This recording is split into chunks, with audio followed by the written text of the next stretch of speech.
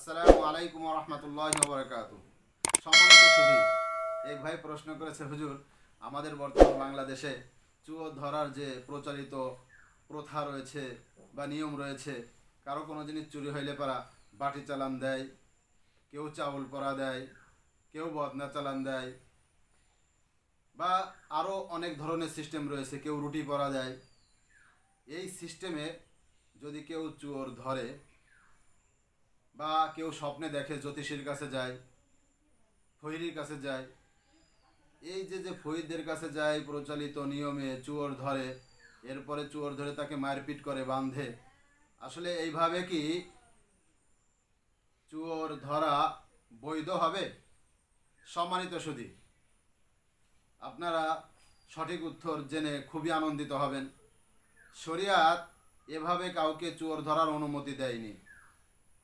চাউল পরা দিয়ে, রুটি পরা দিয়ে, বাটি চালান দিয়ে, বদনা চালান দিয়ে, স্বপ্নে দেখে এইভাবে চোর নির্ণয় করে খামহা একজনকে ধরে বেঁধে সন্দেহজনক পিটে দেওয়া, মারপিট করা, এটা সম্পূর্ণ হারাম এবং একটা অবাঞ্ছিত কাজ। চোর সাব্যস্ত হওয়ার জন্য সাক্ষীর প্রয়োজন। যদি সাক্ষী থাকে, স্বচক্ষে দেখেছে, সাক্ষী পাওয়া যায়, তাহলে শরিয়াতে তাকে চোর সাব্যস্ত করবে আর তার শাস্তিও রয়েছে।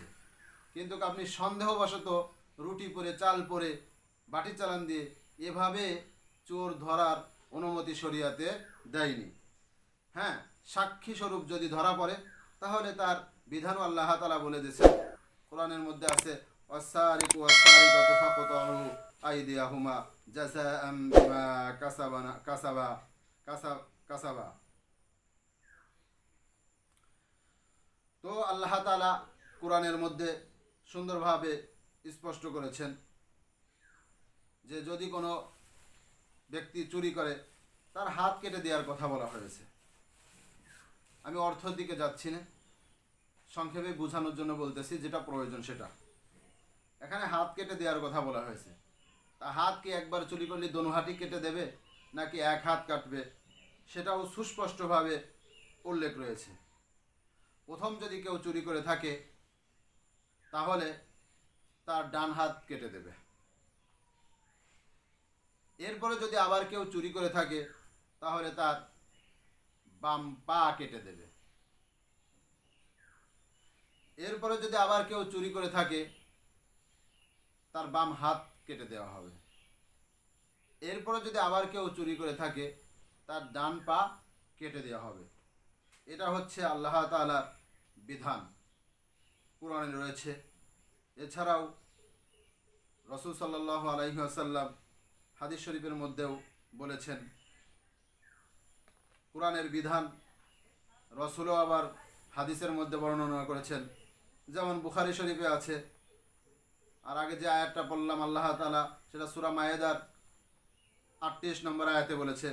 বুখারী শরীফে 6789 নম্বর হাদিস, মুসলিম শরীফে 1684 নম্বর হাদিস, ইবনে মাজা 2638 নম্বর হাদিসের মধ্যে সুস্পষ্টভাবে উল্লেখ রয়েছে। আপনি খামা সন্দেহজনক একজনকে ধরে চোর সাব্যস্ত করবেন, মারপিট করবেন, চাল গলায় বেঁধে গেছে জিনিসে চোর, এটা একটা অবাঞ্ছিত কথা এবং শরিয়াতের বহির্ভূত।